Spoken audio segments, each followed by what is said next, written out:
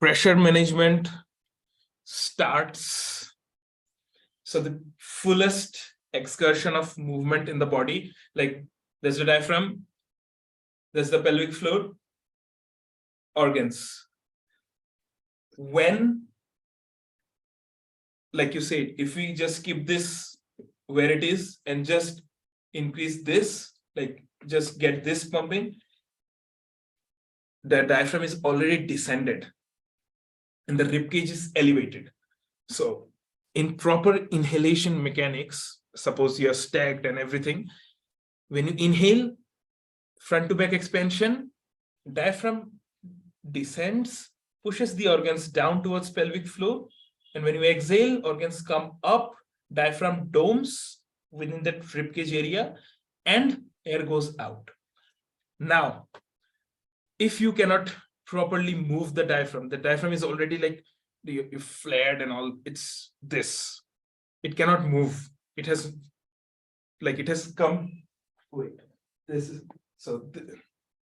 I want the diaphragm to be like this properly. If you see my, like this, but now it's like flared and out here, constantly pressing on the organs downward. What happens if you cannot expand front to back? The ribcage will be like, oh, I definitely need to get air, otherwise I die. What I will do is I will elevate myself entirely, this, and then use, yeah, exactly this. You see people in resting state breathing this way. Yeah, neck, SCMs and scalenes and traps and upper back and everything, they kick in. This, because if I do not have a zone of apposition and cannot descend the diaphragm, because the diaphragm is already stagnant here.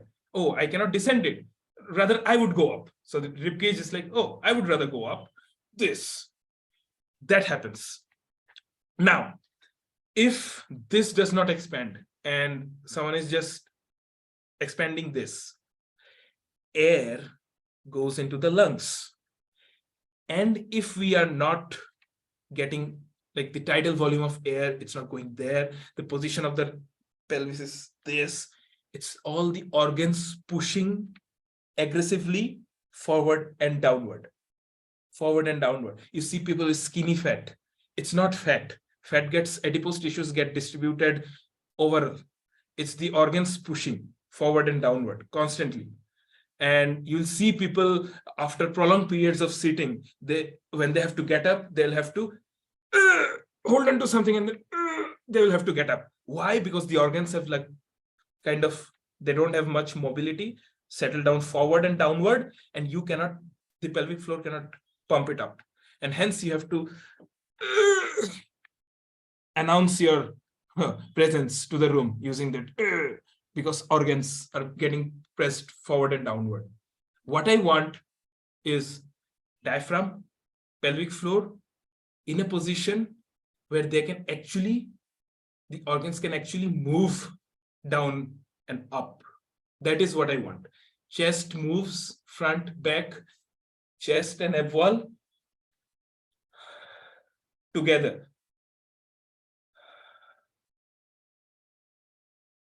They go together.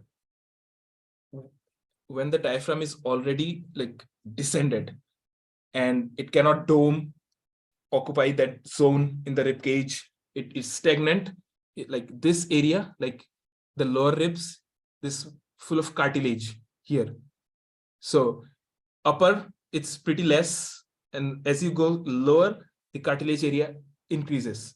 And cartilage is much easier to bend and shape change. You can change the shape much easier than the bone. Bones also change shape over a period of time, but cartilage is pretty easy.